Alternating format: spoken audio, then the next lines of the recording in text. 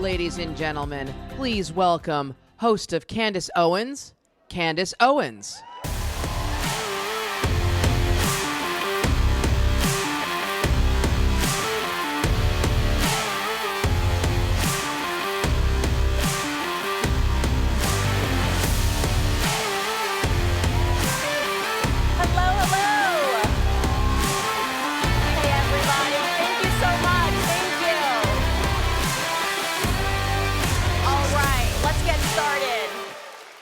First and foremost, I just want to thank you guys for having me back. It's always such an honor to speak on this stage, and I was thinking about it today, and unbelievably, I've spoken at CPAC 5 times. It seems to have gone by so fast. They've always welcomed me, Mercedes and Matt Schlapp, and I'm just so grateful for that opportunity. And I was thinking back to those first moments and how much my life has changed since 5 years ago, how much all of our lives have changed since 5 years ago, how much the global conversation has changed. Nobody could have fathomed 5 years ago. The COVID era, nobody could have fathomed so much global governance taking place. But I think the biggest changes in my life obviously have taken place on a personal level. I think about flying around the world, traveling with Charlie Kirk when I first started, and now I'm a married mother of 2 children, which is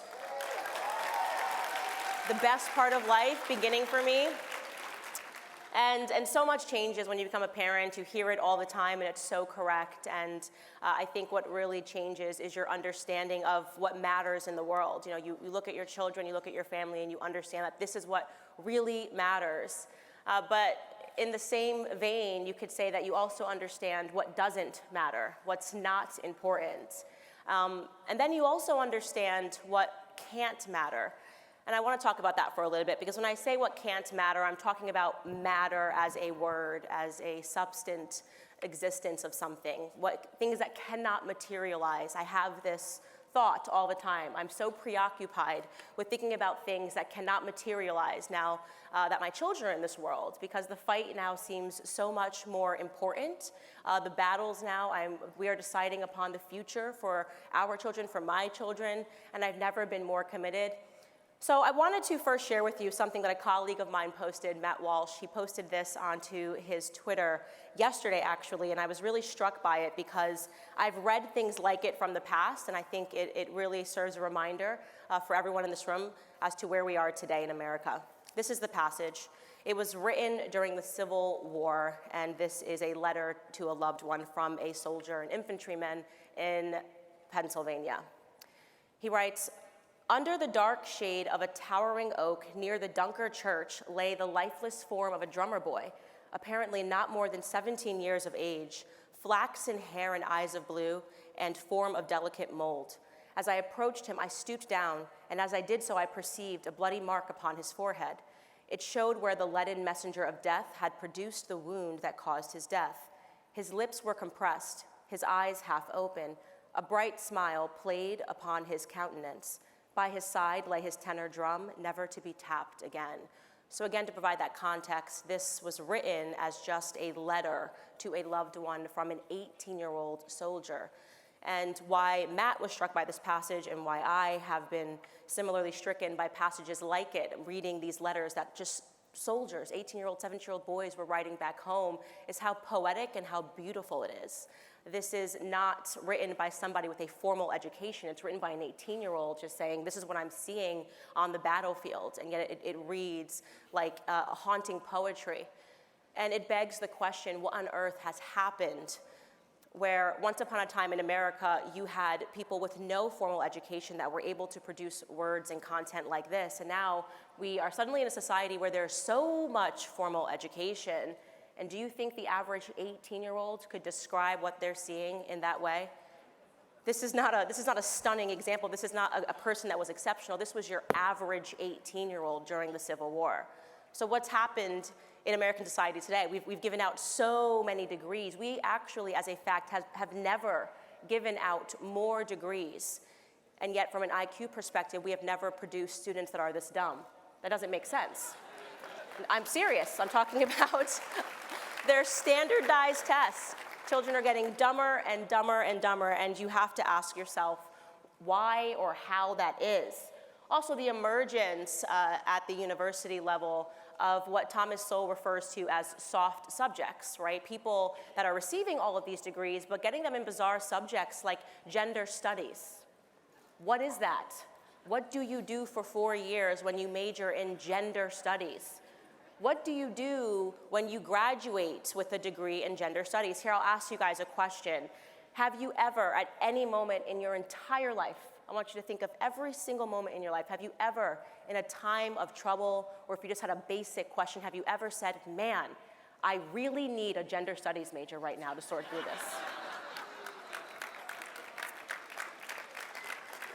I'm gonna guess the answer's no, because why would we need somebody with a degree in gender studies? There's nothing that that person can do to contribute to our society once they leave college and they have mounds and mounds of debt. And so you laugh at these bizarre subjects that you're seeing that are popping up, so many different bizarre ones just like that, and yet these kids leave with their degree and they are the most egotistical, conceited children that you've ever seen, certain that their degree means something until they're smacked in the face with the real world, until they realize that it's not just the people in this room that laugh at gender studies majors, it's everybody. Nobody needs you, right? And then that person that spent all of that money and has all this debt and now has met the real world and realizes that they're not needed becomes a very angry individual. And let me tell you something, there is no person that is more dangerous than an angry person that perceives their own intellect, that believes that the world owes them something. Because how could these high school kids that didn't go on to college and just learned how to fix ACs, how are they making more money than me, is what this person thinks, right? I have a degree in gender studies. How is Joe from my class back in middle school making more money and running a business? Oh, I don't know, because personally for me, I live in Tennessee. Let me tell you something about Joe from middle school class if he's running a business. When the AC goes out, I will pay any amount of money for that person to come and fix an AC. Because he has a real skill, and real skills are needed in a free market society. We will pay for people with real skills. I want to quote you something else that Thomas Sowell says about academics, because again, I laugh at these people, but they do become dangerous. This is a quote. He wrote, "People who have acquired academic degrees without acquiring many economically meaningful skills not only face personal disappointment and disaffection with society, but also have often become negative factors in the economy and even sources of danger, especially when they lash out. In many places and times, soft subject students and quote-unquote intellectuals have inflamed hostility and sometimes violence against many other successful groups." Here's another Thomas Sowell quotation. He wrote, "There is usually only a limited amount of damage that can be done by dull or stupid people. For creating a truly monumental disaster, you need people with high IQs, right? You need people in the academia. These people tend to go on and then become professors because that's all they can really do with these meaningless degrees. And they become angry and they become dangerous. And if you look back at the last 100 years in American society, there's evidence for that everywhere. True evil that has taken place in American society is always being thought up on a university campus. It's the academics and their solutions to problems, right? They come up with horrible ideas like during the progressive era, they came up with eugenics. They thought up Jim Crow. These people that you should be respecting are the ones that are in classrooms right now teaching themes like transgenderism. Of course we shouldn't respect them. They know nothing, they've done nothing, and yet they're convinced of their own superiority. One of the biggest uphill battles when I launched my YouTube channel so many years ago was that the #1 critique that I was getting from journalists, aside from the fact that they thought I was a black white supremacist, these people are so smart. They're really smart, guys. They're really smart.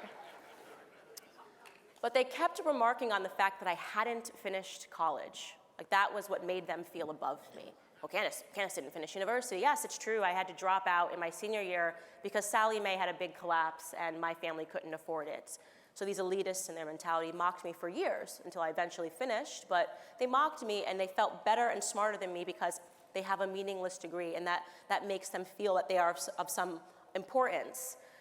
And what they do when they are in these classrooms and when they get power, they understand what they can do, and why they become dangerous is that they are raising up the next generation of people that we are going to have to contend with society.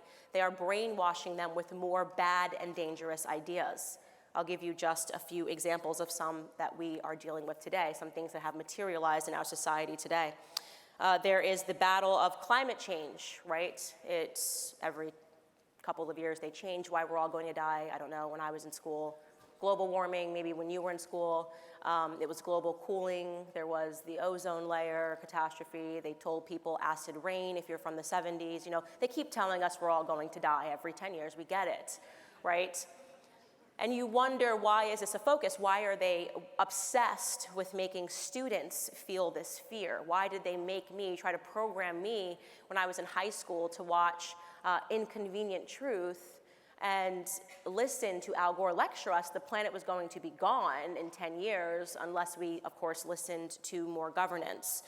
Another one of their big ones, obviously, which I touched upon earlier, is transgenderism. Never thought we'd be here. Never thought. There's no way, I do not care if you had a crystal ball, there's no way that you could have fathomed that you would be considered a bigot if you said that men cannot be women and women cannot be men. That's crazy. You can't even...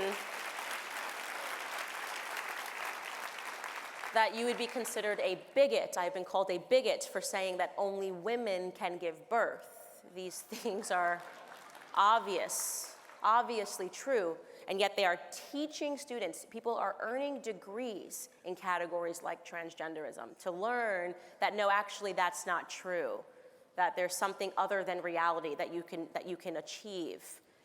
Another category, of course, is feminism, my personal favorite. It's just rinsing women to believe that they should hate men, that they should reject men, that every problem and ill that we face in society can be described by fluffy terms like toxic masculinity, right? These women that are marching. And you look at all of these things, and I describe them as evils and things that we shouldn't laugh at. Because yes, the left is radical, but they are ever so intentional. They are Machiavellian, and they know exactly what they are doing. They know what all of these things have in common: climate change, transgenderism, feminism. We look up and we go, how? Why? What's wrong with the bathroom signs? Why? Why do they choose violence every day against random things that nobody cared about? Well, the truth is that their intentions are to go after the one thing that stands between them and absolute power, and that is the family unit.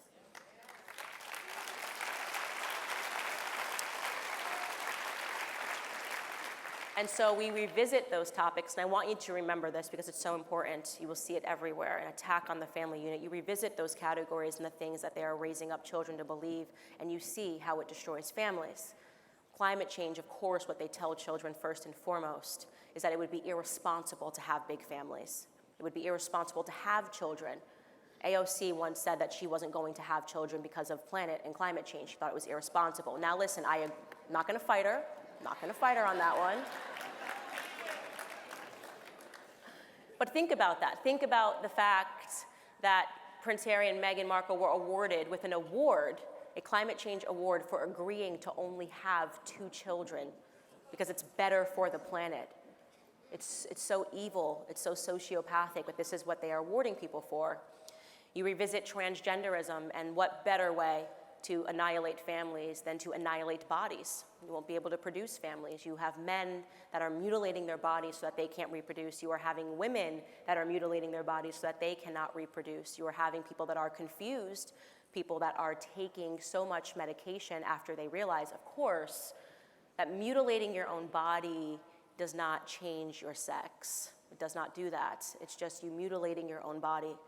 These people become enslaved by Big Pharma. They take pills to try to make themselves happy, to deal with their own depression, but of course that is an attack ultimately on the family.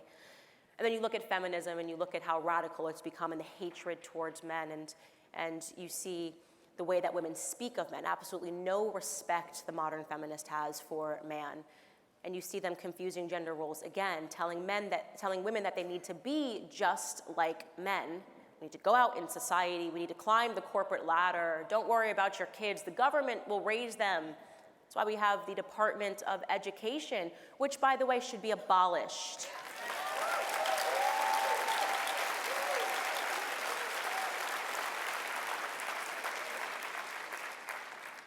But you see, they understand that as they pressure women to go out and to pursue their careers, and they simultaneously tell women that they don't need a man, they are of course attacking the family units, because those children are no longer in two-parent households, because at the same time their fathers, ironically, are being told to act like women. Be more sensitive, cry more, get into your feelings, right? You can be just like a woman. You can literally be a woman, right? You're telling men that any demonstration of masculinity is wrong and backwards. You're producing a society where they want men to be like dogs with their tails in between their legs. And that is because they know that there is no society that can survive without strong men, and there is no family that can survive without both strong men and strong women committed to their children.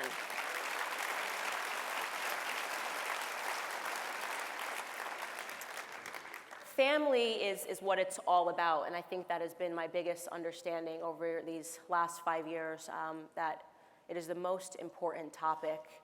My husband gave a speech recently where he talked about cultivating a positive and healthy interior life, right? And I think about that often. I think about my household, and I think that the best way to effectuate change is to make sure that you are cultivating a healthy interior life. You can control what happens in your household. We need more people committed to that.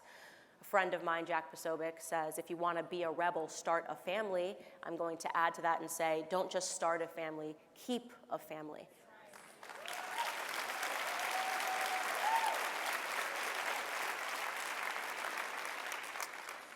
The interior life, your family, is of the utmost importance, but closely following that, of course, is the exterior life. And here's what I will say, and I say this from the bottom of my heart, and I mean this well.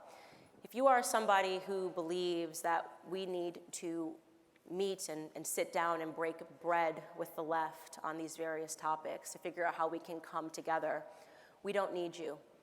We need fighters.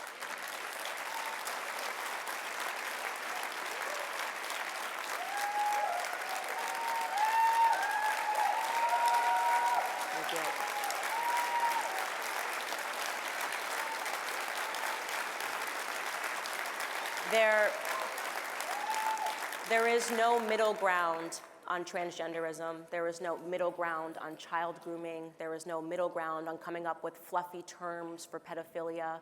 There is no middle ground. And if you are offended because some of us have the courage to say what needs to be said, we simply don't need you. We don't need you.